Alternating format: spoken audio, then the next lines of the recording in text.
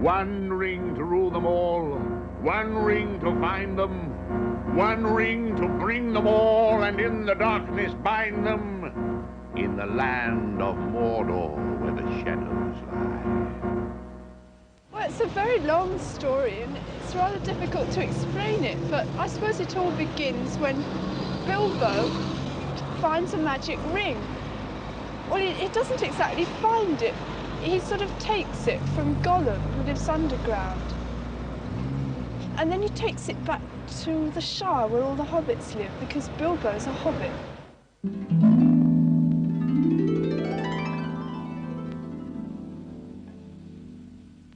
In a hole in the ground, there lived a hobbit. Hobbits were small creatures, about 3 foot high. 4 foot high, curly hair between toes. And on the top. And the sort of person who enjoys 5 meals a day. I've never seen anything more bourgeois in their life. They seem to spend the whole time sitting around eating meals, playing all various sort of bar billiards and that sort of thing. They like leading unadventurous lives, having plenty to eat, and being sure of coming back to their nice warm hobbit holes and having friends to tea. They're not a kind of people given to great adventure or to thought. But some members of the hobbit race have a strain in them which they don't really like to admit to, which is rather adventurous. And so occasionally hobbits go out on wild adventures. It's finally the old basic thing which must have occurred often in literature, the reluctant hero. And the story, in essence, is the adventures of this little chap. Then, of course, you move out into the wilder world where the imagination can be let go.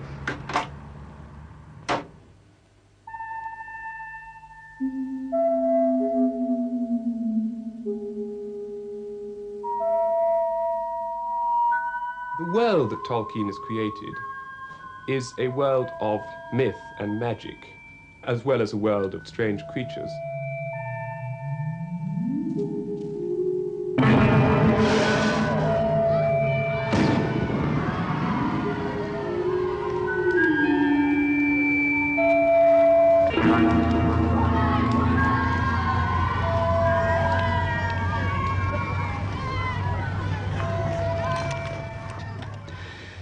The actual beginning, though it's not really the beginning, but the actual flashpoint was, I remember very clearly. I can still see the corner in my house in 20 Northmoor Road where it happened. I got an enormous pile of exam papers there, and marking school examinations in the summertime is an enormous, very laborious, and unfortunately also boring. And I remember picking up a paper and actually finding. I nearly gave an extra mark for it, extra 5 marks, actually. There was one page on this particular paper was left blank. Glorious. Nothing to read, so I scribbled on it, I can't think why. In a hole in the ground there lived a hobbit. I think that was eventually published in 1937. I now wanted to try my hand at writing a really stupendously long narrative and to see whether I had sufficient art, cunning, or material to make a really long narrative which would hold the average reader right through. The best, one of the best forms for a long narrative is, as was found in The Hobbit, though there's a much more elaborate form, of the pilgrimage on journey with an object. So that was inevitably the form I adopted. Frodo began to feel restless, and the old paths seemed too well trodden. He looked at maps and wondered what lay beyond their edges. He took to wandering further afield, and more often by himself. He used often to say there was only one road, that it was like a great river. Its springs were at every doorstep, and every path was its tributary. Well, they have lots of adventures, and they make friends with a lot of very interesting and influential elves, who are very important people in that part of the world. But finally, they're attacked by the orcs, these horrible sort of goblin creatures.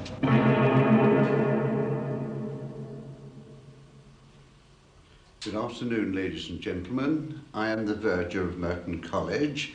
Welcome to the college. I understand you wish to see know all about the college and also the old medieval library. The college itself is the oldest college in Oxford, founded by Wharton. This was all blocked.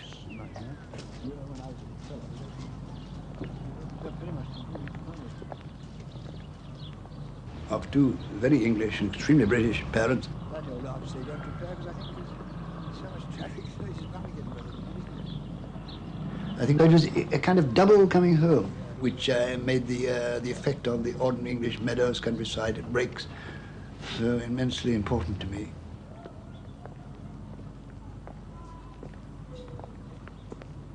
I was, on the whole, a rather puny, over-mothered, timid, a little creature who was not much of a success. I eventually became a fairly ordinary scholar. Turned out to be good at rugby football, of all odd things.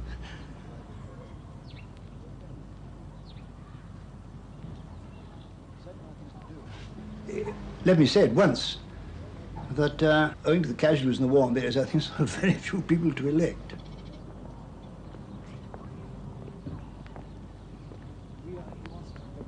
Too big a job for me, really.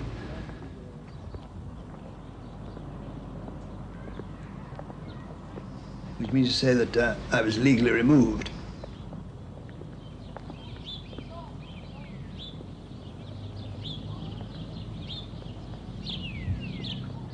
It's a pity it couldn't be in the springtime when that tree wouldn't look sad, but covered with leaves, you see. Look old but not sad. And these that looks like kind of plain, doesn't it? Something. Whatever that tree is, and these are limes. But all the limes have such a, however old they are, they're lovely green in spring.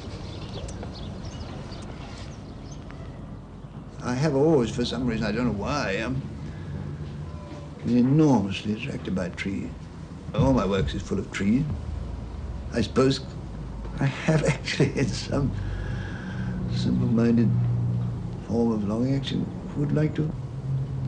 I should have liked to be able to make contact with the tree and find out what it feels about things. Because the old Ent says a few things, doesn't it, about feeling the sap run up and the open to the sun. Trees, and a lot of trees have gone, big trees from there, you see. It was much more woody, and there was a long line of trees, this kind only younger, all along the wall, so those houses couldn't see you and you couldn't see them when they were in leaf. Yes. It was a much more secluded garden. They chained the scholars instead of the books. I said, you'll pardon me, madam, been very foolish of them. She said, why? I said, our scholars come and go. Our books must remain with us. She said, thank you very much. I said, it is my pleasure. There was that's the dreadful. The cans were all togged up. I've never seen them so tidy.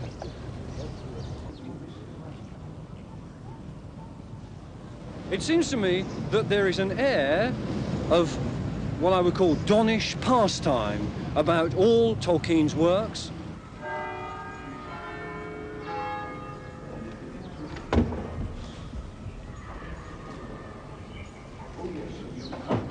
Can't get out. There's a great damn thing in the way. I'll try and climb up, won't I?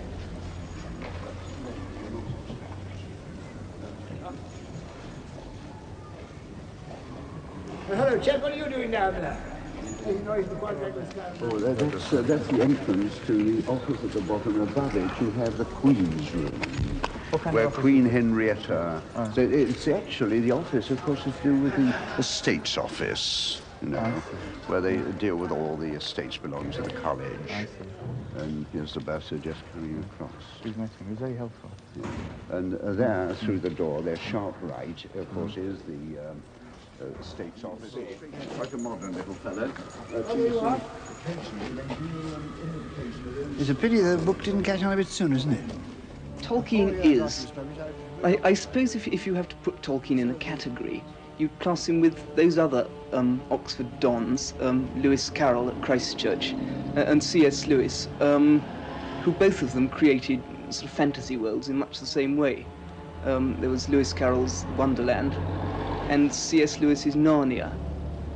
they were slightly different. They were less substantial than Middle-earth, Tolkien's Hobbit land. In this world, Tolkien has placed different countries, different races, different languages, and he has given it all a sense, gives the reader a sense of solidity. Because Tolkien remained very much a scholar when he wrote his book. He's never scientific. Even mountains are described by the way they think, which is not a precisely modern idea. In fact, he's not writing in the science fiction genre, is he? It's more like a glorified fairy story.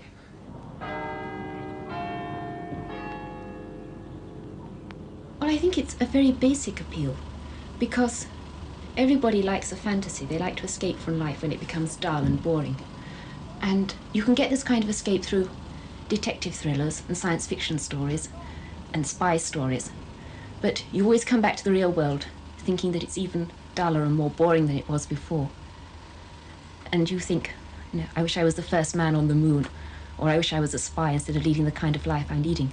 Whereas when you finish reading The Lord of the Rings, not only have you had a marvellous adventure story and a marvellous fantasy, but some of the magic has rubbed off on the ordinary, very homely things of life, like a good meal. Like food, there's a great joy in food. Food? Never been a trencherman. I admire trenchermen, therefore I make... But I like, I must say, since England produces the best basic food in Europe, on the whole, it does. And drink, the fact that there are pubs in Middle-earth. Yes, I drink things with I like, of course, feeling elevated, but I'm very fond of beer. They were washed, and in the middle of good deep mugs of beer, when Mr. Butterbur and Nob came in again. In a twinkling, the table was laid. There was hot soup, cold meats, a blackberry tart, new loaves, slabs of butter, and half a ripe cheese. Good plain food, as good as the Shire could show. And stuff like tobacco. I've always smoked. I sometimes smoke beyond the point when you enjoy it, which is silly, but I do smoke and enjoy it. And as a matter of fact, it's now so tied to writing that I can't write without it. All these are sort of homely, pleasant things, and it's the sort of basis of things homely in the Shire that makes the big expansion into romantic wilderness is so much more exciting.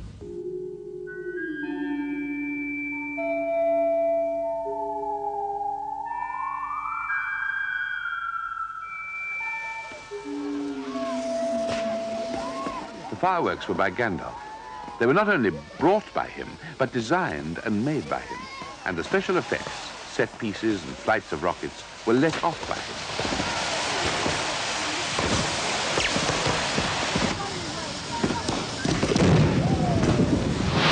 That's a good one. You've got to hide that one. There were rockets like a flight of scintillating birds, singing with sweet voices. There were trees with trunks of dark smoke, and their shiny branches dropped glowing flowers down upon the astonished hobbits, disappearing with a sweet scent just before they touched their upturned faces.